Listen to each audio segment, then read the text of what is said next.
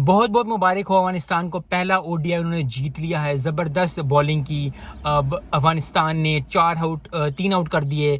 फजल हक फरूक ने चौथा आउट हो जाना था, अगर राशिद खान वो कैच पकड़ लेते तो आउट हो जाता चौथा भी। लेकिन बॉलिंग ज़बरदस्त, ऑन पॉइंट बॉलिंग की, ऑन ज़बरदस्त जो है। रशाद ने भी 2 विकेटें ली। सो आई थिंक ओवरऑल जो पैकेज बॉलिंग का है उनका बहुत ज़बरदस्त है। और आई होप कि बांग्लादेश को कुछ ना कुछ सोचना पड़ेगा अब कि नेक्स्ट गेम में क्या करना है, क्योंकि यस डकलिस लुईस की वजह से 17 रन से वो जीत गए हैं, लेकिन आपको पता होना चाहिए कि आपकी बॉलिंग जो थी वो भी अच्छी नहीं थी और बैटिंग तो बिल्कुल ही जो तमीम इकबाल आउट हुए थे, फजल हक फरूकी ने आउट कर दिया, तो उसके बाद तो वो डाउन ऑन ड्रिल पे थी। सो आई होप कि बांग्लादेश जो है they have to pull up their socks, they have to go through it, क्योंकि अगर 3 मैच की पहली ओडीआई सीरीज है तो अगर दूसरा भी हार गए जो वनडे आ रहा है, तो उसके बाद जो अफगानिस्तान को जो T20 में तो और भी टफ है अफगानिस्तान को हराना, क्योंकि राशिद खान और फिर और भी प्लेयर्स जो हैं बाकी सारे बहुत ज़बरदस्त प्लेयर्स। आई होप कि ज़्यादा से ज़्यादा जो है वो बांग्लादेश जो है वो पुट ऑन करे हार्ड वर्क, और नेक्स्ट जो है वो ओडीआई जीते, क्योंकि फिर 1-1 हो जाए तो फिर आखिरी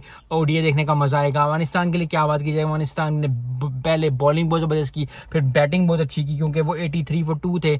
बारिश हुई, बारिश के बाद वो डकलिस लुईस में आगे थे, इसलिए 17 रन से जीत गए।